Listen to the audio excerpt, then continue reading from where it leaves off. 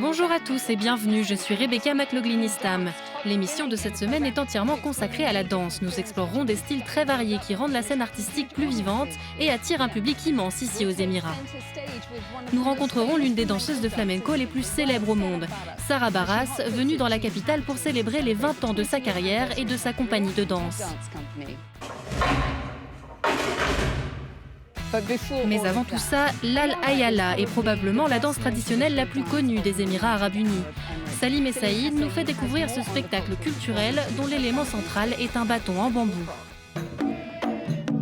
Art traditionnel des Émirats, l'Al Ayala mêle la danse et la poésie. Ce spectacle recrée un champ de bataille où deux rangées d'hommes échangent des paroles et brandissent des bâtons tels des épées. Leurs bras entrecroisés symbolisent la camaraderie. J'ai rejoint les danseurs pour apprendre la signification profonde de ces mouvements. Suivant le rythme des percussions d'Al-Abou, le père, les hommes agitent leurs bâtons pour symboliser la joie, puis ils les placent sur leurs épaules pour représenter la victoire. Enfin, ils posent les bambous au sol quand commencent les poèmes. Si les pas de danse sont immuables, le récit, lui, peut changer. L'Al Ayala ne change pas car cette danse possède des caractéristiques précises. Les transformer signifierait changer son identité. Ce qui peut évoluer en revanche, c'est la poésie, avec de nouveaux poèmes et de nouveaux hymnes. Parfois, des jeunes femmes, appelées Al-Naashat, secouent la tête en rythme. Elles indiquent ainsi qu'elles font confiance à ces guerriers pour les protéger. Originaire des communautés tribales des Émirats et d'Oman, la danse Al-Ayala existe sous différentes formes à travers le Golfe. Aujourd'hui, la plupart des représentations ont lieu durant les mariages et les festivals.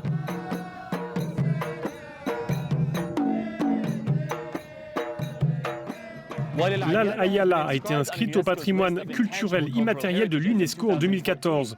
Mais désormais, les expatriés installés aux Émirats entendent ajouter aux danses traditionnelles du monde arabe une touche de modernité.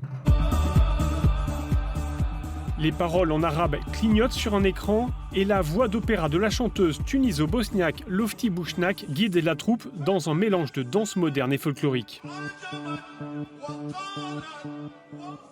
Voici la compagnie de danse Sima.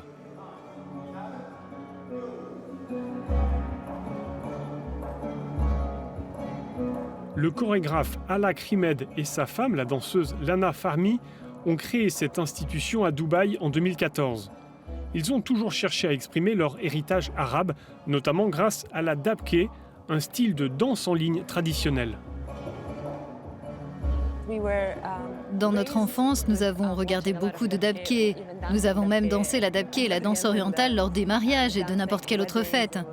Donc ça fait vraiment partie de notre culture, de nos mouvements et de notre mémoire corporelle. Originellement formée en Syrie en 2003, la troupe de danse se produisait à l'opéra de Damas. Les hommes y présentaient les danses soufis avec ces derviches tourneurs. Et pour casser les codes, les femmes participaient également.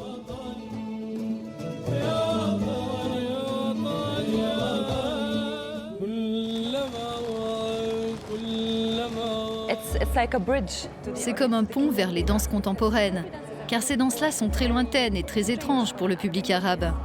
Mais avec un élément familier, cela peut amener le public vers cette forme d'art. En 2014, Lana et sa troupe ont remporté le vote du public lors de l'émission de télé-réalité Arabs Got Talent, avec une chorégraphie d'Ala Krimed. Un signe qui montre que la région du Golfe entend être davantage présente sur la scène des danses traditionnelles arabes. La danseuse espagnole de flamenco Sara Barras est venue pour la première fois aux Émirats en 2016. Après le succès de ses représentations, elle est revenue dans la capitale 3 ans plus tard. Dalin Hassan est allée rencontrer cette danseuse et chorégraphe célèbre pour ses pas ultra rapides, juste avant une représentation à Abu Dhabi de son spectacle Sombras.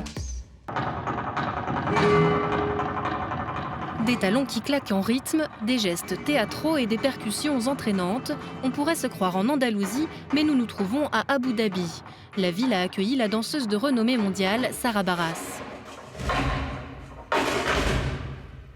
Créé par des gitans andalous, le flamenco n'est pas seulement une danse, c'est également un art musical.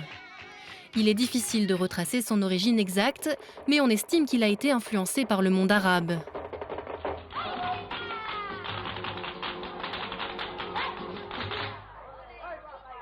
Au Moyen-Âge, le royaume arabe d'Al-Andalus, autrefois puissant, a été repoussé par les Espagnols avant de décliner.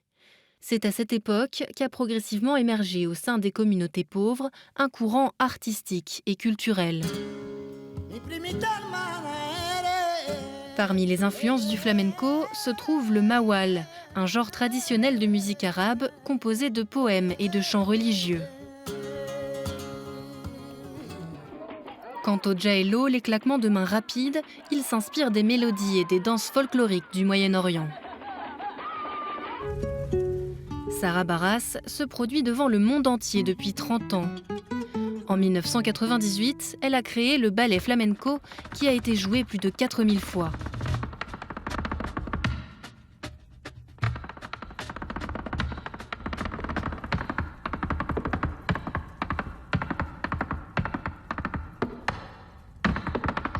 Les gestes caractéristiques de la danseuse et ses mouvements rapides ont touché le cœur du public, de Paris à New York, en passant par Singapour et Sydney.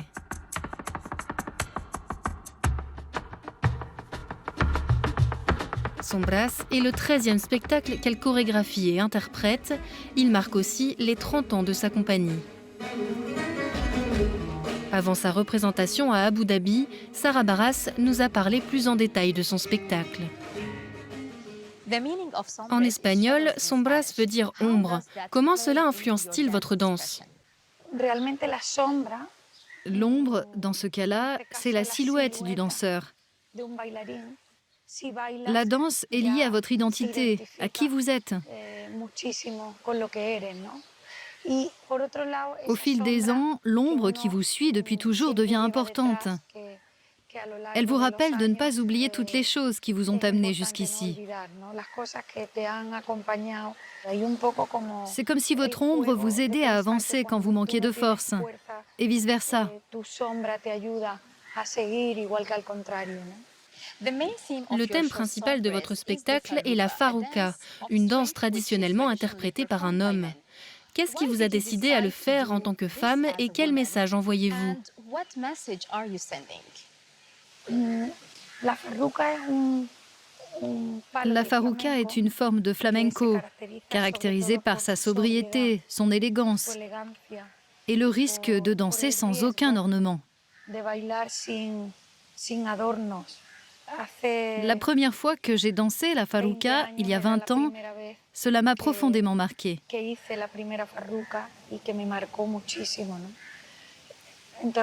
Alors, avec Sombras, je voulais rappeler et montrer que c'est important de prendre des risques.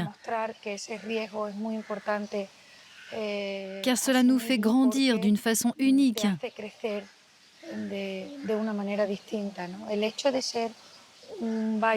Même si cette danse a été conçue pour les hommes, ce n'est pas aussi figé qu'avant. Peu importe si c'est féminin ou masculin, ce qui compte, c'est l'interprétation.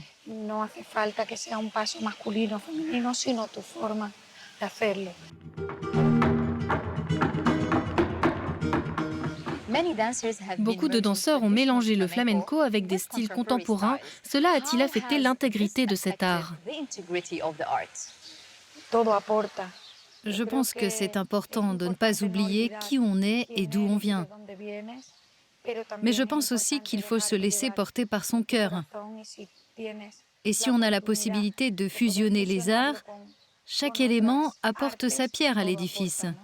Le flamenco est un art et un style de vie.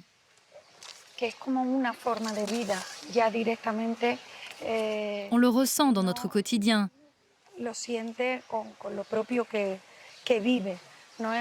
Ce n'est pas un travail classique.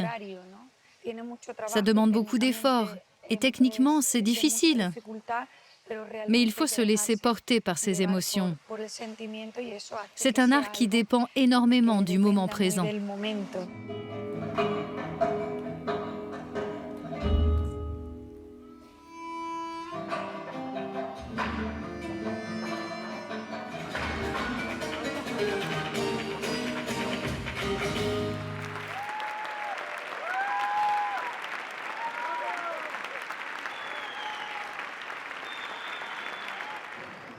Le flamenco est un art qui exprime la joie et la douleur. Il n'est donc pas uniquement destiné à être regardé, il faut également le vivre. En tant qu'admiratrice de flamenco, notre reporter a eu la chance de prendre quelques leçons. Lors du festival d'Abu Dhabi, la compagnie de Sarah Barras a organisé un atelier de flamenco pour inspirer les amateurs de danse.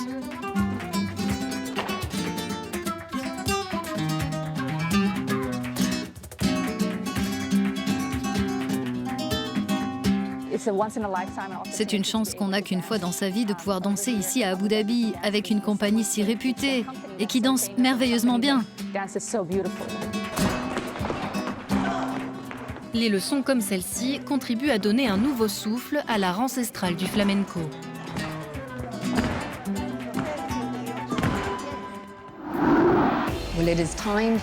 C'est l'heure pour nous de nous dire au revoir. J'espère que vous avez apprécié cet épisode. N'oubliez pas que vous pouvez revoir tous nos programmes sur euronews.com. Avant de nous quitter, voici les posts des réseaux sociaux de la semaine. À 14 mois, Fares a fait ses premiers pas en dansant l'Al-Ayala. Sa maman, très fière, dit faire de son mieux pour transmettre les traditions des Émirats. Fayez a posté cette vidéo de son petit frère Mohamed dansant la Dagbé au Liban. Priscilla, qui vit à Abu Dhabi, a posté ce pas de danse expliquant qu'elle adore la passion qui se dégage du flamenco.